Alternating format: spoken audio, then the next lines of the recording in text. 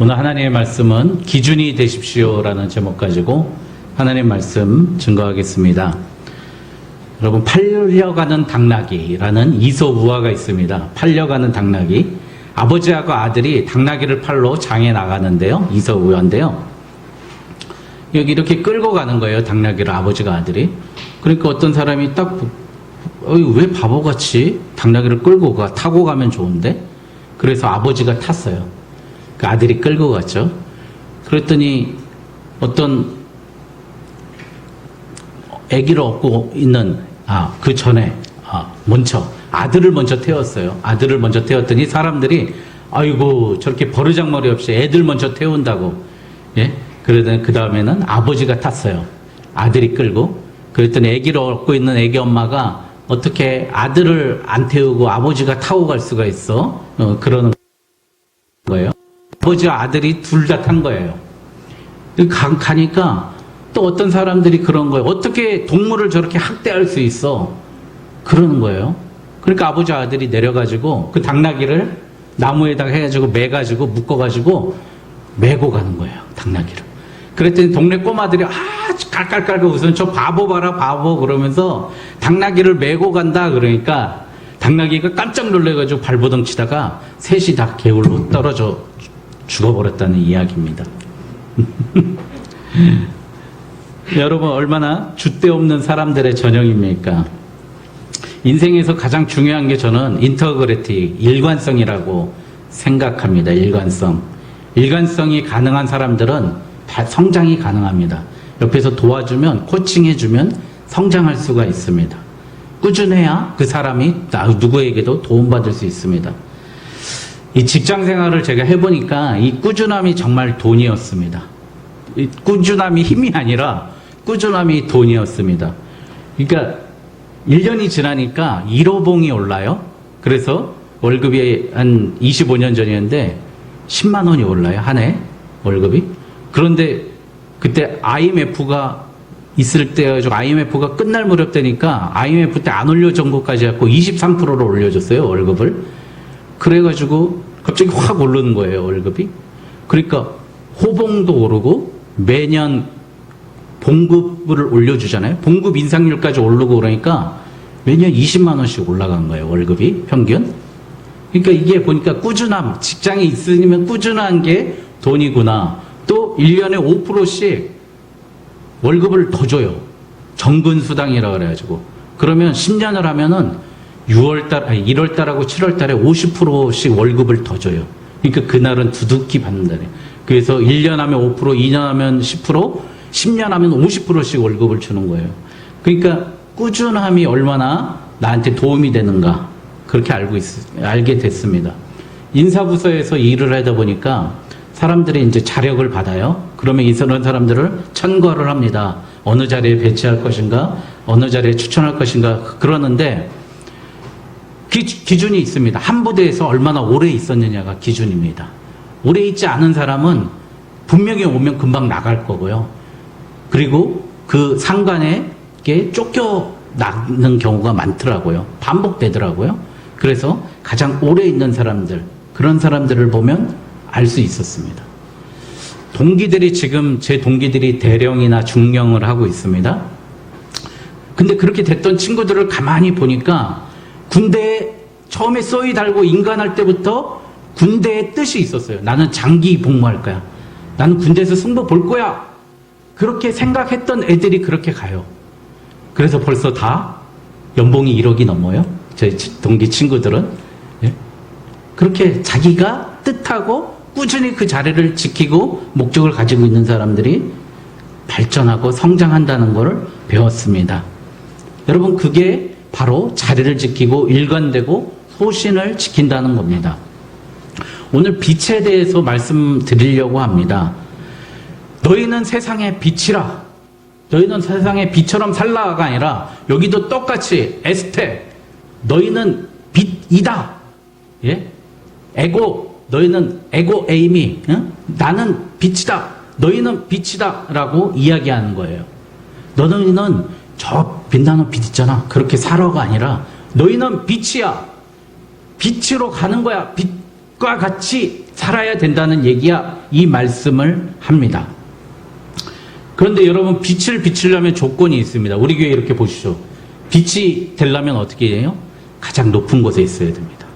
오늘 말 안에 두지 않아요. 말이 뭡니까? 여기 잘 모르는데요. 이 말구유를 얘기하는 거예요. 말통 안에 두면 어떻게 돼요?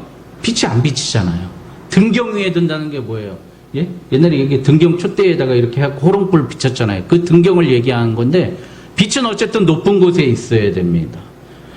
그러니까 우리도 하나님의 자녀로서 항상 높은 곳에 있어야 된다는 거예요. 세상에서. 낮은 곳에 있으면 안 됩니다. 밑바닥 생활하면 안 돼요. 높은 곳에 있어야 된다는 겁니다. 그리고 빛은 항상 고정되어 있어야 됩니다.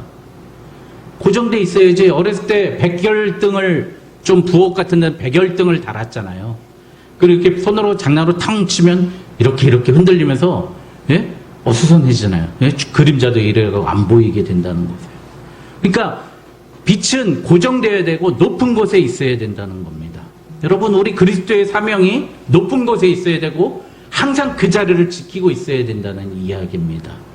여러분, 프란시스 베이컨이요, 빛이 더욱더 빛나기 위해서는 어둠이 반드시 필요하다라고 이야기했습니다. 너무 당연한 얘기인데, 여러분, 낮에 빛 비춰봐요. 잠실야구장에서 화날 때부터 빛을 비추면서 야구를 하거든요. 아무 효과 없어요. 그런데 테스트 겸 예비 겸 미리 켜놓더라고요. 근데 태양빛보다 강하지 않아요. 그 야구장의 빛도 태양빛보다 강하지 않습니다. 여러분, 빛은 어두워야 된다는 것입니다. 여러분, 우리가 왜 세상에 빛을 되라고 그럽니까? 세상이 어둡기 때문입니다.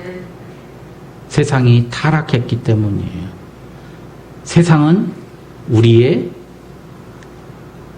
예수님과 정반대에 있기 때문입니다. 요한복음 3장 19절에 그 정죄는 이것이니 곧 빛이 세상에 왔을 때 사람들이 자기 행위가 악함으로 빛보다 어둠을 더 사랑한 것이니라. 세상은 어둠만 사랑한다는 겁니다.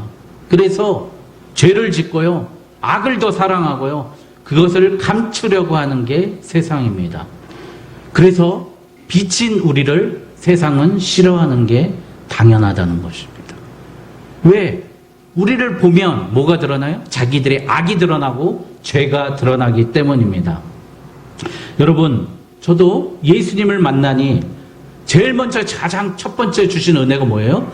내 마음을 강력한 빛으로 확 조명해 주셔서 나의 더럽고 추악한 아주 작은 죄까지 다 생각이 나는 겁니다. 그게 바로 하나님이 빛으로, 예수님이 빛으로 오신 은혜인 줄 믿습니다. 내 가장 작은 죄가 생각나지 않고 보이지 않는다. 내 빛을 까먹은 거예요. 잊어버린 겁니다. 지금도 하루를 마무리하면 이렇게 생각이 돼요. 오늘 하나님, 내가 말 많이 한 죄, 언성 높인 죄, 엉뚱한 망상에 사로잡힌 죄, 하나님 죄송합니다. 그렇게 용서 빌고 나를 되돌아보고 조명시키는 하나님의 은혜를 바라봅니다. 여러분, 근데 세상은 어떻게 해요? 사회적 합의만 있으면 우리가 우리의 죄를 해방시킬 수 있다고 합니다. 이게 바로 인본주의예요. 사회적 합의가 뭐죠, 여러분? 동성애를 사회적 합의하에서 동성혼을 허용하자는 거예요. 정치인들이 나와서. 우리 김영배 목사님이 성경하고 정치하고 이슈하고 논란이 있을 때 뭐가 먼저라 그랬어요, 여러분? 성경이 먼저고 그 성경의 말씀을 지키기 위해서 목숨을 걸어야 된다고 설교 중에 말씀하신 걸 제가 듣고 은혜 받았습니다. 여러분, 세상에서 대세가 동성혼을 허락한다고 그래서 대세가 이러니까 시대가 바뀌었으니까 이럽니까? 꽃은 시들고 잎은 마르나 하나님의 말씀은 영원하다는 겁니다. 여러분, 왜 우리가 그 사람들 시대의 조류에 흘려간다는 거예요? 왜 그러는 겁니까? 인본주의가 무엇이에요? 이게 인본주의예요. 우리의 죄를 감춰가지고 우리의 생각이 가장 옳은 거야. 그게 인본주의입니다. 여러분, 성경에서는 내 부모를 공경하라. 그럼 너희 복이 천대까지 더하리라 말씀하십니다. 그런데 정치인들은 뭐라 그래요? 부모 공양은 이제 나라의 몫입니다.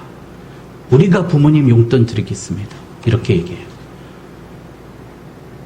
그러니까 요즘에 어떻게 돼요? 부모님들 다 요양원에 집어쳐 놓고 가보지도 않는 거예요.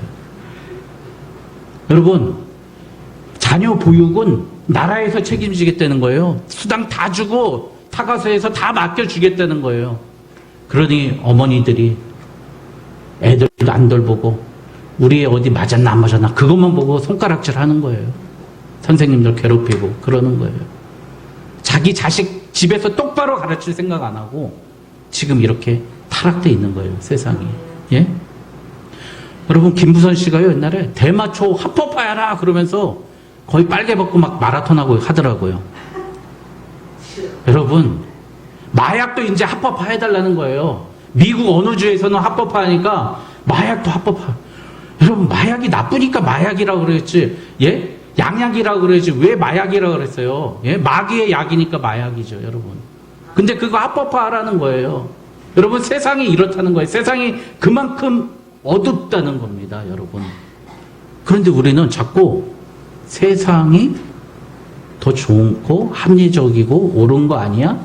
그렇게 생각하는 겁니다. 자꾸 이 기준을 무너뜨리면서 우리의 기준이 여기 있어야 되는데 점점 기울어지게 하는 거예요.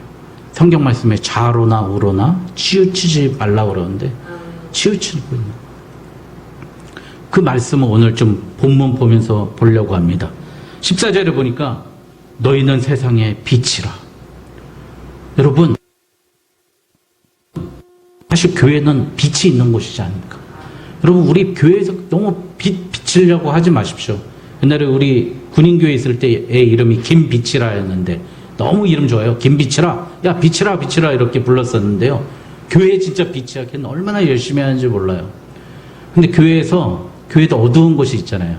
교회에서 늘 싸움 나는 데가 어디예요? 찬양 인도자. 뭐 보컬, 싱어.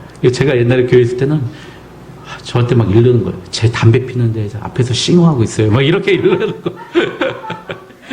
여러분, 왜 빛이 있는 곳에 빛이 더 하려고 그러니까 싸움만 나고 있는 거예요. 그런데 교회에서 화장실 청소하는 거 가지고는 제가 할래요. 싸운 사람 없어요. 어두운 데 가는 거는 어두운 데서 비추는 거 가지고는 싸운 사람 하나도 없다는 거예요. 밝은 곳, 빛이 있는 곳에는 서로 빛으로 더 가려고 그러는 거예요. 너무 웃기죠? 우리는 그래서 너희는 세상의 빛이니까 세상에 어디로 가야 돼요? 가장 어두운 곳, 가장 더러운 곳, 가장 추악한 곳에 우리가 가야 된다는 말씀입니다. 여러분, 저 아는 분이 뭐 선교를 가겠다고 막 어쩌고저쩌고 해요. 아니, 가족, 남편, 자식 다 팽개치고 선교 가면 하나님이 기뻐하실까요? 다 죽어가고 있는데, 제가 보기에는 남편도 죽어가고 있고 자식도 죽어가고 있는데 나는 선교 갈 거예요 막 이러고 있는 거예요. 여러분, 가장 어둡고 그런 곳에 가야 되는 거 아닙니까? 이게 바로 전도고 선교입니다. 교회에 자꾸 내가 빛이 되려고 하는 건 밝은 곳에 나를 숨기는 거예요. 왜 밝은 곳에 있어서 자신의 존재를 숨기십니까? 여러분, 제 교회에 미쳐 있어, 교회에 빠졌어 라는 말 절대 듣지 마십시오. 세상으로 가십시오. 우리가 세상에서 우리의 존재감을 드러내야 합니다. 교회에서 빛이 되려고 하니까 너무 교회가 맨날 문제가 생기는 것 같습니다. 15절에 보니까 집안 모든 사람에게 빛이 있느니라. 사람이 등불을 켜서 말 아래 두지 아니하고 등경 위에 드나니 이러므로 집안 모든 사람에게 빛이 있느니라. 이게 무슨 말입니까? 집에 높은 곳에 뒀더니 집안 모든 사람에게 비친다는 거예요. 모든 사람에 여러분 주목하십시오. 내가 빛으로 가야 할 사람을 내가 구별하지 말라는 얘기입니다. 모든 사람에게 빛이라는 얘기예요. 아유, 저 인간은 구제불능이야. 저도 그렇게 생각하는 사람이 있어요. 야, 쟤는 해도 끝이 없냐, 진짜. 이제 손절해야 되겠다. 그런 마음 먹고 있어요. 그런 사람도 있어요. 그런데 하나님 오늘 우리에게 뭐라 그래요? 모든 사람에게 너희 빛을 비추라는 거예요. 포기하지 말라는 거예요. 모든 사람에게 가라는 겁니다. 진짜 신자는 사람을 가리지 않습니다. 우리 스스로 사람을 정죄하고 그 사람을 심판하면 우리가 심판당한다고 예수님 말씀하셨지 않습니까? 반대로 예수님은 그런 사람에게 가라는 거예요. 가장 손가락질 받는 장녀와 세리와 문둥병자, 나병 환자에게 갔던 게 예수님이에요. 가장 저주받고 가장 구제불능인 사람에게 갔던 게 예수님이라는 거예요. 그럼 어두운 곳에 가야 됩니다. 이순신 장군이 예를 들어서 임진왜란이 없었다면 우리가 이순신 장군을 알았겠습니까? 그 난세와 어둠이 난세에 가야 우리가 빛이 난다는 겁니다.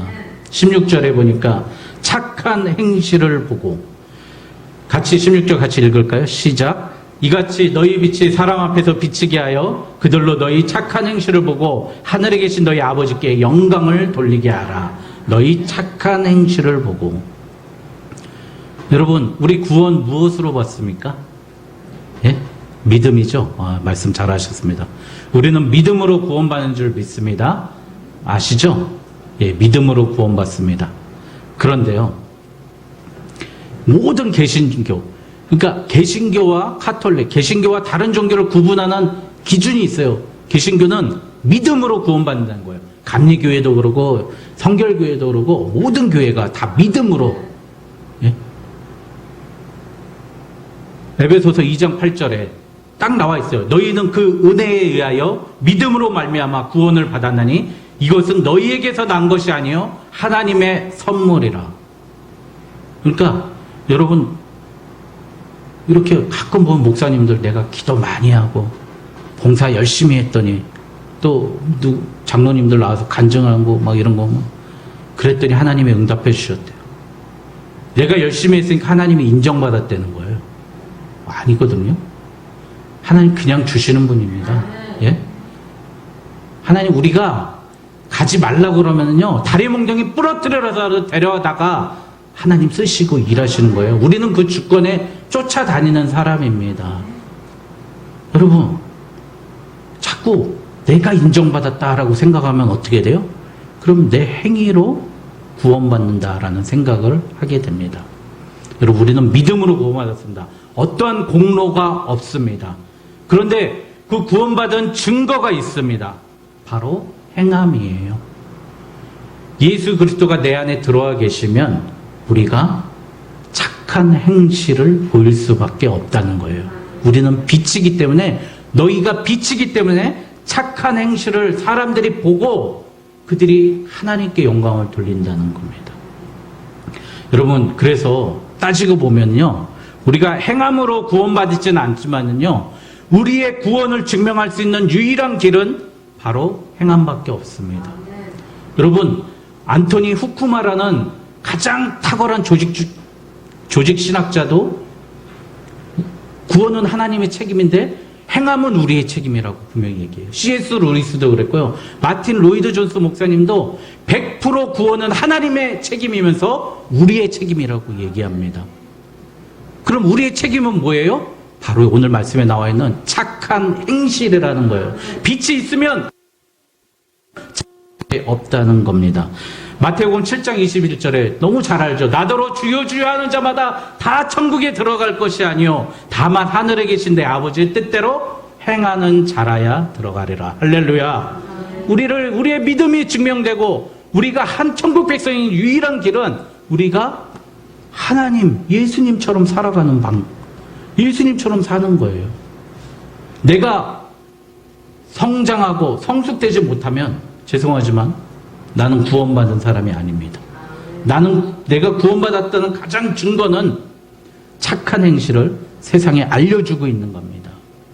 여러분, 그렇게 되면 어떻게 되죠? 세상이 어떤 생각을 가질까요? 야, 저 사람은 정말 나보다 착한데, 예수 믿는 이경재는, 쟤 보니까 나보다 더 착하고 성실하고 그런 것 같은데, 나보다 착한 사람이 더 자신의 죄 때문에 간절히 기도하는 눈물 흘리는 모습 보면서 물에 빠져 헤매는 날 건져내어 살리세요. 여러분, 하나님의 진리 등대, 그 등대가 우리가 빛이 뜨면 어떻게 된다고요? 사람들이 내가 물에 빠져 헤매고 있다는 걸 깨닫는다는 겁니다. 여러분, 그들이 우리를 보고 나는 지금 죽을 백성이구나, 익사하기 직전이구나, 물에 빠져 있구나라는 걸 깨닫게 해줘야 된다는 게 하나님의 말씀의 증거입니다. 우리가 증거로 사는 저. 여러분, 16절 후반부에 보면 아버지께 영광을 돌리게 하라. 우리의 착한 행실이 바로 하나님께 영광이며 착한 행실 때문에 하나님께서 영광 받으신다는 거예요. 너희는 예수님 말씀하셨어요. 너희 예수께서 이르시되 내 마음을 다하고 목숨을 다하고 뜻을 다하여 주 너희 하나님을 사랑하라. 이것이 첫째 되는 계명이요. 둘째, 너 그와 같으니 내 이웃을 내 자신같이 사랑하라. 여러분, 이게 바로 착한 행실이에요. 하나님 사랑하고 이웃 사랑하는 게 예수님 말씀하신 십계명 율법을 압축하면 뭘 해야 됩니까? 그럴 때 하나님 사랑하고 이웃 사랑해. 그게 착한 행실이야 라고 말씀하시는 겁니다. 여러분, 그러니까 여러분, 우리의 착한 행실은 이웃을 사랑하는 거고요. 그것이 우리의 열매입니다.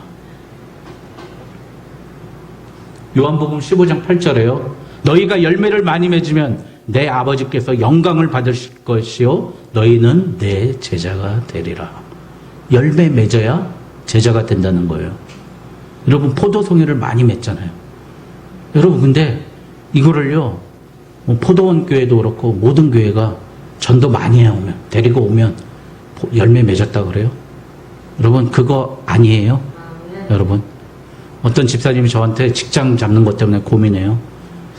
병원인데 한 달에 한 번 내지 두 번은 주일날 일해야 된대요. 그래서 선택해야 될지 말아야 될지 고민스럽다고 그래요. 그럼 저는 우리 교회 못 나오시니까 아이, 그런 데는 안 돼요. 주일날 일하는 데 가지 마세요 라고 이야기할 것 같습니까? 저 거기 가라 그랬어요. 그리고 못 나온 주일에 거기 계신 분들 모아가지고 거기서 주일 예배 드리십시오. 그 얘기 했어요. 여러분, 불가피하다면 여러분, 내가 세상 나가서 주일 예배 드리면 어때요? 예? 우리 교회 주일 예배 한 명 안 나오면 어때요? 여러분, 세상에 가야죠. 누군가 해야 된다면. 예? 당직 근무 서려고요. 내가 이틀 서줄게. 나 주일날 한번 바꿔줘. 그 정도 용기 있어야죠. 예? 여러분, 이게 열매 맺는 겁니다. 내가 가진 은사 가지고요, 도와주는 거예요. 예? 그게 열매라고요. 그래야 그들이 하나님께 영광을 하나님께 영광 돌리는 게 뭐예요? 그들이 하나님을 아는 게 하나님의 영광입니다. 우리를 보고 그들이 하나님을 아는 거예요. 예? 여러분, 그럼 우리 이제 어떻게 할까요? 첫째, 어두우면 어두울수록 빛은 더 밝게 보이지 않습니까? 여러분, 더 어두운 데로 가십시오. 여러분, 반딧불이 왜 시골에서 잘 보일까요? 시골에 가면 왜 이렇게 별이 잘 보일까요? 저희 시골은 너무 전기도 안 들어오고 전라남도 무안인데요. 바닷가에 갔다가 밤에 이렇게 넘어오다가 등도 하나도 없는데 갑자기 사촌 형이 저보고, 이종 사촌 형이 저 귀신이다 그러는데 진짜 귀신인 거예요. 막 도망쳐왔어요. 하도 안 보이니까. 근데 알고 봤더니 그 비닐하우스 거둔 비닐을 나무에다 이렇게 맨 거예요. 그러니까 하얀 소복 입은 머리 푸른 귀신이 있는 것처럼 보이는 거예요. 등이 하나도 없어요. 거기는 달도 안 뜨면 아무것도 안 보여요. 그런 데에 비춰야 된다는, 그런 데에 우리가 가야 된다는 겁니다.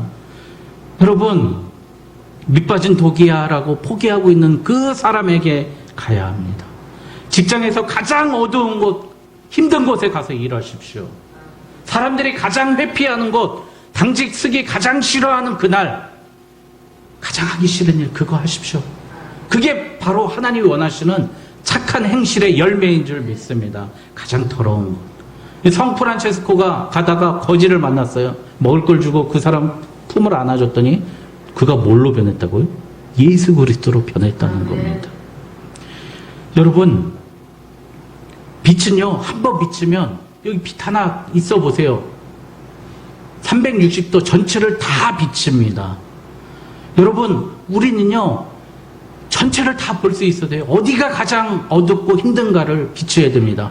그러나 반대로 한 곳만 비추는 빛이 있습니다. 그걸 뭐라 그러죠? 스포트라이트라고 합니다.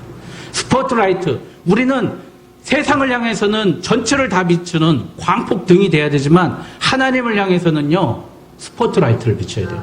하나님만 바라봐야 됩니다. 예? 그 빛을 봐야 된다는 거예요. 여러분, 어두울수록 어두운 곳으로 빛으로 가십시오. 둘째, 빛은 가장 가까운 곳에 가장 환하게 비칩니다. 믿습니까? 여러분, 여기 제일 가까운, 제가 제일 여기서 환하잖아요. 빛이 제일 많고 가까우니까. 그럼 무슨 얘기입니까? 나에게 가장 가까운 곳에 여러분들 우선 빛을 비추십시오.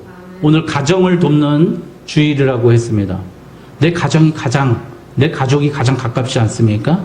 내 직장 동료가 가장 가깝지 않습니까? 그들에게 빛이 되십시오. 여러분, 톨스토이 단편선에 두 노인 이야기가 있습니다. 한 노인은 부자예요. 엘핌이라고 라는 부자가 있고, 한 노인은 엘리사예요. 성경에 나오는 이름은 똑같은데, 이들 동방정교회도 성지순례의 의무는 아닌데 평생 버킷리스트인 거예요. 그래서 이 가난한 엘리사가 엘핌에게, 야, 우리 가난하지만 일단 성지순례 한번 가자. 계속 꼬시는데, 아유, 안 돼. 지금 농사도 져야 되고 아들도 말도 안 듣고. 그런데 어쨌든 설득해가지고 출발을 했어요. 그런데 이제 불가리아 정도 가다가 이 가난한 엘리사 그 가난한 노인이 어느 집을 딱 물을 먹고 싶어서 어느 집에 들어갔더니 다 아사 상태인 거예요. 그래가지고 자기 전 재산이었던 성지순례 비용을 그 사람들에게 주고, 그 사람들에게 빼앗긴 땅을 사주고 말을 사줬어요. 근데 부자 노인인 엘핌이라는 사람은 이스탄불을 거쳐서 예루살렘에 간 거예요. 이 사람은 이 사람들을 돌보면서 몇 달 동안 돌봐주고 회복시켜줬어요. 근데 엘핌이 이상한 게 예루살렘에 가니까 그 부자 노인이 가서 예배를 드리는데 맨 앞에 광채가 빛나는 너무 잘생긴 내가 아는 그 가난한 농부 엘리사가 예배 드리고 있는 거예요. 또 다른 예배당에 가서 예수 탄생 성당 막 이렇게 있잖아요. 거기 가서 보니까 또 그 사람이 맨 앞에서 제일 일찍 와서 예배 드리고 있는 거예요. 돌아가면서 봤더니, 이제 고향으로 돌아가서 봤더니, 야, 너 만났는데 어디 있었어? 거기 같이 간 거 아니야? 라고 이야기하는 거예요. 그런데 자기는 거길 간 게 아니라 가난한 그 집에 가서 도와줬다는 겁니다. 그래서 엘핌이 이렇게 얘기해요. 나는 몸만 갔다 왔지, 돌아오다가 자네가 물을 마시러 들어갔던 그 집에 들러 자네 얘기를 들었네. 자네는 몸은 안 갔지만 영혼은 예루살렘까지 갔다 왔거든. 그러니까 이 톨스토이 단편선 시작이 뭐냐면요, 우리 조상들은 이 산에 예배하는데 당신들의 말에 예배할 것이 예루살렘에 있다 하더이다. 요한복음 4장 21절에 예수께서 이러시되, 여자여 내 말을 믿으라. 이 산에서도 말고 예루살렘에서도 말고 너희 아버지께 예배할 때가 이르리라. 이게 제일 처음에 나오는 소설의 이야기예요. 여러분, 예배가 뭐라고요? 가장 가까운데, 가장 가까운 사람, 가장 나의 사랑을 필요한 곳 가서 예배를 드렸더니 그 사람이 동시에 예루살렘 예수님 탄생 성전에 있었다는 얘기예요. 예배 드리는 건 하나님은 그걸 똑같이 보신다는 거예요. 그래서 나는 몸만 갔다 왔는데 당신은 영혼까지 예루살렘을 갔다 왔군. 그렇게 이야기한 겁니다. 그러니까 산에서도 말고 예루살렘에서도 말고 너희가 아버지께 예배할 때가 이르리라. 하나님은 영이시니 예배하는 자가 영과 진리로 예배할지니라. 이게 바로 엘리사, 가난한 노인이 경험하고 체험했던 삶이었습니다. 빛으로 산다는 것, 춥고 어둡고 배고픈 사람들에게 달려간다는 겁니다. 그것이 예배고 그것이 하나님의 영광입니다. 세 번째, 오늘 말씀의 제목처럼 기준이 되어야 합니다. 스탠드입니다. 스탠드가 뭐예요? I stand. 나는 여기에 쓴다. Here I stand. 뭐예요? Here I am. Here I stand. 나는 여기서 버틴다는 뜻입니다. 이 표준이라는 뜻이요, 버틴다는 뜻이에요. 등대는 자기 자리를 지키고 항상 그 자리를 지키고 있습니다. 여러분, 제주도 밑에 이호도 등대가요, 이 바다 밑에 4.5m의 이 암초가 있는 거예요. 그게 이호도예요. 그런데 이제 풍랑이 일고 그러면 풍랑이 너무 깊게이니까 이 섬처럼 보인다 그래서 이어도라고 그러지 않습니까? 거기에 등대를 매달아놨는데 자꾸 없어지는 거예요. 유실되는 거예요. 그러니까 자꾸 암초에 걸려서 배들이 난파하는 겁니다. 그래서 해양과학기지를 만들어갖고 콘크리트 철골로 만들어낸 겁니다. 그래서 그걸 보고 사람들이 암초에 걸리지 않고 물에 빠져 헤매지 않게 만든다는 겁니다. 기준이 흔들리면 다른 사람들도 실족하게 된다는 겁니다. 나뿐만 아니라 다른 사람도 실족하게 된다는 거예요. 여러분, 오늘 제가 주보에도 썼어요. 집사님하고 제가 잘 아는 전에 사역하던 집사님하고 만나서 식사를 하는데요. 집사님이 자녀 문제 때문에 걱정을 해요. 토요일 날 사정한데 같이 교회 가자. 그럼 주일날 되면 안 일어난대요. 끝까지 안 일어난대요. 교회 안 간대요. 그런데 그 아이가 하는 얘기가, 난 지금 말씀도 모르겠고 하나님도 모르겠고 내가 왜 교회 가는지 모르겠다고 그런다는 거예요. 그런데 그 집사님의 진단이 너무 마음 안타까웠어요. 그래도 얘가 친구들하고 잘 놀고 어울리고 공부도 곧잘 하고 성격도 좋아서 크게 걱정을 안 한다는 거예요. 여러분, 그에게 뭐가 부족한 거죠? 그 애는 지금 하나님이 안 보이는 거예요. 아버지를 통해서도 하나님이 보이지 않고, 교회에 가도 하나님이 보이지 않고, 엄마를 봐도 하나님이 보이지 않는 거예요. 여러분, 성 어거스틴이요, 엄마가 자기를 위해서 울면서 기도하니까 짜증난다고 발로 걷어차버렸어요. 성 어거스틴이요, 로마의 탁월한 학자로 인정받으면서 로마 황제의 자녀들을 가르치는 교사로 살았어요. 그때도 어머니 모니카는 그를 위해서 기도했습니다. 그가 돌아오고 나서 자기가 회개합니다. 자기가 어떤 여자하고 바람을 피고 어떤 여자하고 애를 낳고 황실에 있는 딸 여자애를 꼬시고 자기의 더럽고 추악한 죄를 다 기술했어요. 어거스틴이 그렇게 했던 가장 큰 이유는 뭐죠? 어머니를 통해서 자기는 하나님을 발견한 거예요. 하나님을 보여준 거예요. 어머니가 기준이 된 거예요. 고등학교 때 제 친구가 있었어요. 전 그 친구 집에 가서 자는 게 너무 좋았어요. 친구하고 밤새 이야기를 해요. 인생에 대해서, 철학에 대해서, 교회에 대해서, 신앙에 대해서. 그 친구하고 얘기하고 나오면 제 마음이 너무 맑아지는 느낌을 받았어요. 왜냐면 걔는 이쁜 교회 누나 보면은 너무 마음이 아프대요. 울고 싶어진대요. 회개했대요. 그 누나를 통해서 자기가 음욕을 품었다는 거예요. 친구하고 말다툼한 것 때문에 너무 마음이 아프다는 거예요. 어떤 친구냐면 제 생일이라고 잠언서를 진짜 육필로 다 써가지고 두루마리를 만들어갖고 생일 선물로 주는 그런 친구였어요. 여러분, 그 친구를 보니까 저는 하나님을 그 친구를 통해서 봤어요. 야, 저 똑같아요. 세상에서 17살 때 사람들이 그러잖아요. 야, 네 나이 때 한참 육정이 발현되었고 왜 이래 그러는 거야? 라고 생각해서 난 여자들 보면서 호기심 품고 그게 당연하다고 생각했는데 하나님은 말씀에 분명히 얘기하잖아요. 너희들 눈으로 범죄한 것도 음욕을 품은 것도 간음한 거라고. 저는 그 친구 보면서 하나님을 발견했다니까요.